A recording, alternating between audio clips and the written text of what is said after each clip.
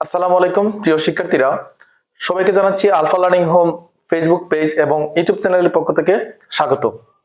আমি আজকে তোমাদের সামনে ত্রিকোণমিতির অত্যন্ত গুরুত্বপূর্ণ একটি ক্লাস নিয়ে উপস্থিত হয়েছি। তো আজকের ক্লাসটি হচ্ছে অনুশীলনী 9.1। তো 9.1 অধ্যায়টি অত্যন্ত গুরুত্বপূর্ণ এবং সহজ। যদি তুমি ত্রিকোণমিতি অনুশীলনী 9.1 এর সূত্রগুলো খুব ভালো করে বুঝতে পারো এবং আয়ত্তের মধ্যে আনতে পারো, তাহলে তোমার কাছে ত্রিকোণমিতি হবে একটি সহজ একটি অধ্যায়ের নাম। তো তাহলে আমরা সূত্রগুলো কিভাবে আয়ত্তের মধ্যে আনবো? তো আমি ত্রিকোণমিতির উপরে আমার 3টি সূত্রের ক্লাস আছে, আমার প্লে লিস্টে দেওয়া আছে। এর মধ্যে অবশ্যই তোমাকে সূত্রের প্রথম পর্বের ক্লাসটি অবশ্যই তোমাকে করে নিতে হবে। তো প্রথম পর্বের ক্লাসটি অর্থাৎ প্রথম লেকচারটি অবশ্যই তোমাকে ভালোভাবে আয়ত্তে আনতে হবে। তো ওই লেকচারে আমি খুব সুন্দরভাবে কিভাবে মুখস্থ রাখতে হবে পর্ব বাই পর্ব আমি আলোচনা করেছি। তো আশা করি সবাই ওই ক্লাসটি দেখে নিবে। আর আজকে আমি যেটা আলোচনা করব সেটি হচ্ছে অনুশীলনী 9.1। তো আমি বোর্ডে লিখে রেখেছি যে এই যে ত্রিকোণমিতি অনুশীলনী 9.1 পর্ব হচ্ছে 1। তো এখানে তোমাদের 1 নম্বরে কিছু কোয়েশ্চন দেওয়া আছে, যেখানে আছে নিচের গাণিতিক উক্তিগুলোর সত্য মিথ্যা যাচাই করো এবং তোমার উত্তরের পক্ষে যুক্তি দাও। তো এখানে টোটাল তোমাদের 4টা ম্যাথ আছে, ক খ গ ঘ 4টি। তো এগুলো যদিও আসলে ওইরকম সচরাচর পরীক্ষাতে আসে না, তারপরে এগুলো জানার জন্য তোমাকে পড়তে হবে। যে এখানে যে ইনফরমেশন গুলো আছে এগুলো অবশ্যই তোমাকে বুঝে বুঝে পড়তে হবে। তো আমি প্রথমত এই যে প্রথম ক নিয়ে আলোচনা করতেছি। তো এখানে প্রথমে বলা হয়েছে যে 10 এর মান সর্বদা 1 এর চেয়ে কম, মানে উক্তিটি সত্য নাকি মিথ্যা। তো 10 এর মান সর্বদা 1 এর চেয়ে কম। তো আমি সমাধানে এখানে লিখে রাখছি যে সমাধান হবে উক্তিটি মিথ্যা। উক্তিটি হবে কি? মিথ্যা। তো কারণ কি? এটার যুক্তিটা হচ্ছে যে 10 এর মান মাইনাস ইনফিনিটি থেকে প্লাস ইনফিনিটি পর্যন্ত হতে পারে। যেমন এখানে লিখে রাখছি আমি tan 60 ডিগ্রি মান হচ্ছে √3, আর √3 কে যদি আমরা বর্গমূল করি অর্থাৎ ক্যালকুলেটরের সাহায্যে যদি আমরা √3 উঠাই তাহলে 1.7321, যা 1 থেকে বড়। এই যে এখানে বলা হয়েছে কি 10 এর মান সর্বদা 1 এর চেয়ে কম, কিন্তু আমরা এখানে দেখতে পাচ্ছি যে 10 এর মান এই 1 থেকে বড় পাওয়া যাচ্ছে। তারপরে আমরা বলতে পারি উক্তিটি মিথ্যা। আচ্ছা, এখানে আমি আরেকটু তোমাদের বোঝানোর জন্য আমি লিখে রেখেছি যে tan 70 ডিগ্রি, tan 70 ডিগ্রি মান হচ্ছে 2.75, এটাও 1 থেকে বড়। tan 85 ডিগ্রি 11.43, এটাও 1 থেকে বড়। tan 89 ডিগ্রি, tan 89 ডিগ্রির মান হচ্ছে 57.29, এটাও 1 থেকে বড়।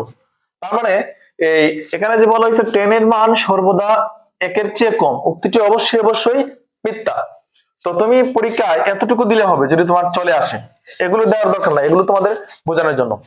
আর এখানে আমি কিছু আর এখানে আরেকটা বিষয় হচ্ছে, দেখো 10 এর মান মাইনাস ইনফিনিটি থেকে প্লাস ইনফিনিটি পর্যন্ত, এই যেখানে একটা প্লাস আছে কিন্তু মনে মনে, 10 এর মান মাইনাস ইনফিনিটি থেকে প্লাস ইনফিনিটি পর্যন্ত হতে পারে। মানে এই যে ইনফিনিটি দ্বারা কি বোঝায়, তো আমি এটা নিয়ে একটু আলোচনা করতেছি। তো মনে রাখবা এই যে এটা হচ্ছে আমাদের একটা সংখ্যা রেখা। তো আমরা জানি সংখ্যা রেখার যে মধ্যবিন্দু থাকে আমাদের 0, আর এখানে থাকে 1, তারপরে 2, তারপরে 3, তারপরে 4, 5 6 7 এরকম অসীম পর্যন্ত, মানে একদম মানে এরকম চলতে চলতে 1 2 3 4 5 6 7 8 9 10 100 1000 1 কোটি 1 মিলিয়ন 1 ট্রিলিয়ন এরকম সর্বশেষ যে সংখ্যা, মানে এদিকে একটি বড় একটি সংখ্যা রয়েছে, যে সবচেয়ে বড় সংখ্যাটিকে আমরা বলতেছি প্লাস ইনফিনিটি।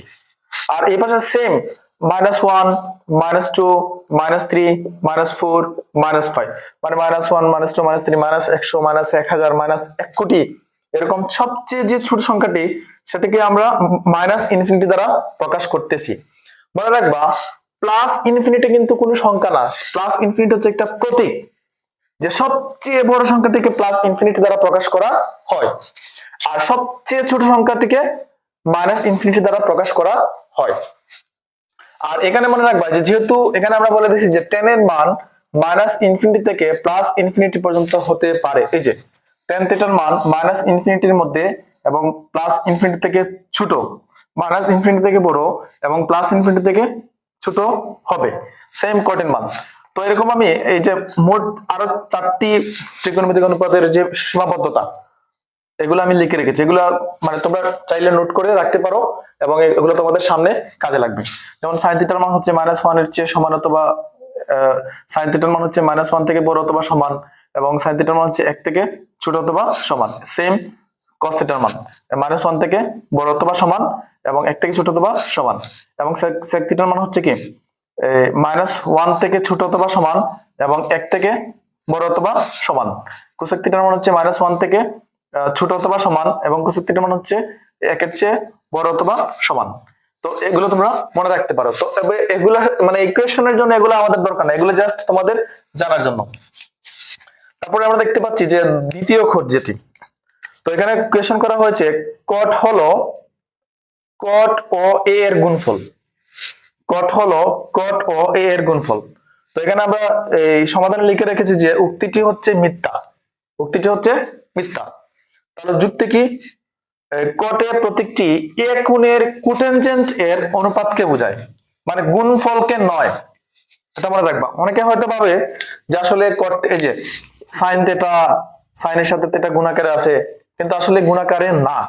এখানে আছে এই যে এরকম কটে প্রতীকটি এ কোণের কোটেনজেন্ট এর অনুপাতকে বোঝায়। কটে হলো কট ও এর গুণফল নয়। হ্যাঁ, আমরা দেখতে পাবো গ নাম্বারটি, যেখানে এ এর কোণ মানের জন্য sec equal to 12/5। তো এই উক্তিটি সত্য না মিথ্যা? তো sec equal to 12/5 আসলেই এটা সত্য কিনা? তো এখানে সমাধান হচ্ছে উক্তিটি সত্য, উক্তিটি সত্য। তো এখন উক্তিটি কিভাবে সত্য এটা আমি তোমাদেরকে বুঝিয়ে দিচ্ছি। তো এখানে এখানে লেখা হলো যে এ ধনাত্মক সূক্ষ্মকোণ হলে, যে এটা যদি আমাদের ধনাত্মক সূক্ষ্মকোণ হয় তাহলে আমরা জানি যে সেকের যে সূত্রটি আছে এটা হচ্ছে অতিভুজ বাই ভূমি। তো অতিভুজ বাই ভূমি কোথা থেকে আসছে? তো আমরা জানি একটা ছন্দ আছে আমাদের যে কবরে কবরে ভয় আছে, ভয় আছে বা কবরে ভূত আছে। তো আমরা জানি যে কস থিটা, যে কস থিটা হচ্ছে ভ মানে ভ মানে হচ্ছে ভূমি, ভূমি বাই আর ও মানে হচ্ছে আমাদের অতিভুজ, ও মানে হচ্ছে আমাদের কি অতিভুজ। তো যেহেতু আমরা জানি cos থিটার সূত্র হচ্ছে ভূমি বাই অতিভুজ, তা আমরা জানি cos থিটার বিপরীত হচ্ছে sec থিটা। তো sec থিটা যেহেতু cos থিটার বিপরীত, তো তার মানে অতিভুজ যাবে উপরে আর ভূমি আসবে নিচে। তো আমরা জানি এই অতিভুজ হচ্ছে সমকোণের বিপরীত বাহু, মানে অতিভুজ হচ্ছে মূলত একটি সমকোণী ত্রিভুজের সবচেয়ে বড় বাহু। তো তার মানে এই অতিভুজের মানটা সবসময় বড় হবে। তো অতিভুজের মানটা যদি বড় হয় আর ভূমি অথবা লম্বের মান যদি ছোট হয় তাহলে আমরা বলবো যে উক্তিটি সত্য। আমরা আমার উপরে কিন্তু সেকের জানি আমরা উপরে অতিভুজ থাকে, অতিভুজটা অবশ্যই বড় আছে 12 এবং নিচে কি আছে ভূমি আছে আমাদের 5। তো এটা হচ্ছে অবশ্যই ছোট আছে আমাদের। তো যেহেতু কি অতিভুজটা বড় আর ভূমিটা আমাদের ছোট, তার মানে উক্তিটি অবশ্যই সত্য। তাহলে আমরা বলতে পারি যে এ ধনাত্মক সূক্ষ্মকোণ হলে sec equal to অতিভুজ বাই ভূমি। যেহেতু অতিভুজ যে কোনো ত্রিভুজের বৃহত্তম বাহু, মানে অতিভুজ হচ্ছে যে কোনো একটা ত্রিভুজের বৃহত্তম বাহু, তাই sec এর মান সর্বদা এক অপেক্ষায় বড় হবে। মানে যদি লব যদি বড় থাকে আর হর যদি ছোট থাকে তাহলে আমরা যে ভ্যালুটা পাবো অবশ্যই এক থেকে বড় পাবো। যেমন 12/5 বা 12/5 এটা আসলে এক থেকে বড় কিনা। আমরা যদি এটাকে এখানে দেখাই তোমাদের যে 5 দিয়ে যদি আমরা 12 কে ভাগ করি, এই যে 5 দিয়ে যদি আমরা 12 কে ভাগ করি 5 দুগুণে কত 10, 12 থেকে 10 গেলে 2, তো 5 দিয়ে তো 2 কে ভাগ করা যায় না, এজন্য আমরা দশমিকের পরিবর্তে একটা শূন্য আনবো। তাহলে 4 5 কত 4 5 20, তার মানে 2.5। তার মানে আমরা 12 কে এই 12 কে 5 দিয়ে যদি আমরা ভাগ করি তাহলে আমরা পাচ্ছি এখানে 2.5 যা এক থেকে বড়। তো তাহলে আমরা বলতে পারি তাই সেকেন্ড মান সর্বদা এক অপেক্ষায় বড় হবে। তার মানে আমরা বলতে পারি যে উক্তিটি সত্য।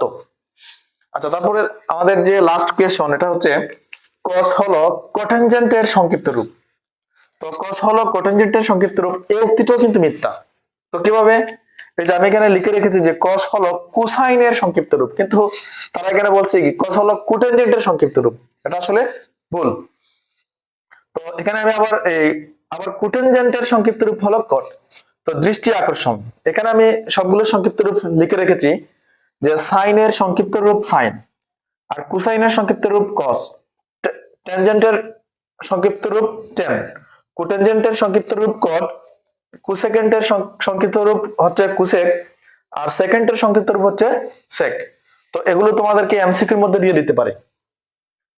তো আশা করি সবাই বুঝতে পেরেছো যে আমার এই 4টি প্রশ্নের ব্যাখ্যা। ধন্যবাদ সবাইকে।